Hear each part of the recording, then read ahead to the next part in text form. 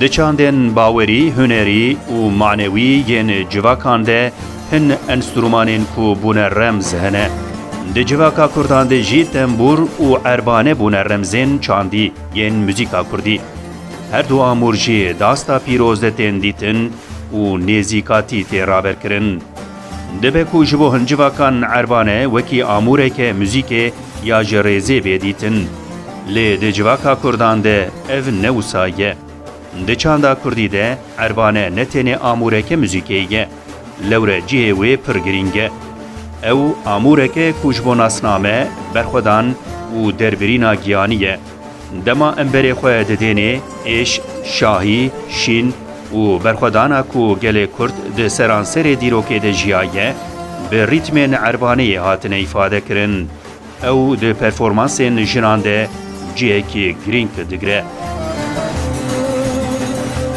Mirov dikare bêje erbane, bûye parçeyek ji jiyana jinên Kurdên ku huner û stranbêjiyê dikin. Erbane wekî dengê jinan, remza jinan û awaza jinan xwe dide der. Bêguman ne tenê erbane, geleka amûrên muzîkê yên ku zêdetir li jinê tên û di hunera jinê ya muzîkal de xwe dide pêş hene. Erbane amûreke ku herî zêde ji hêla jinên Kurd ve têpkaranîn di merasîmên olî û bûyerên çandî de. Dengbêjên jin, şîn û melodiyên gelêrî bi giranî bi erbanê pêşkeş dikin. Ev hem wekî helwesteke hunerî hem jî siyasî tê dîtin. Di baweriyê aryenî yên êzdatî û rêya heq de yên wekî Qizilbaşî, Elewîtî, Yarsanî, Kakayîtî û ehlê heq de erbane di merasîmên olî de amûreke sereke ye. Li gel sê têlê cihê wê di baweriyên zerduştî de taybet e. Li ber wê semah tê gerandin, bi dengê wê transa manewî hêsantir pêş dikeve. Pêkhateya wê ya rîtmîk, deriyê meditasyon û rêwîtiya hundirîn vedike.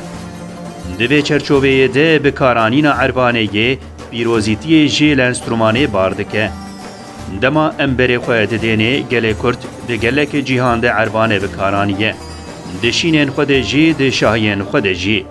Em dibînin ku Kurdan gelek caran dîrok û êşa xwe bi rêya çanda devkî hilgirtine. Erbane hilgirê rîtmîk ê vê bîranînê ye.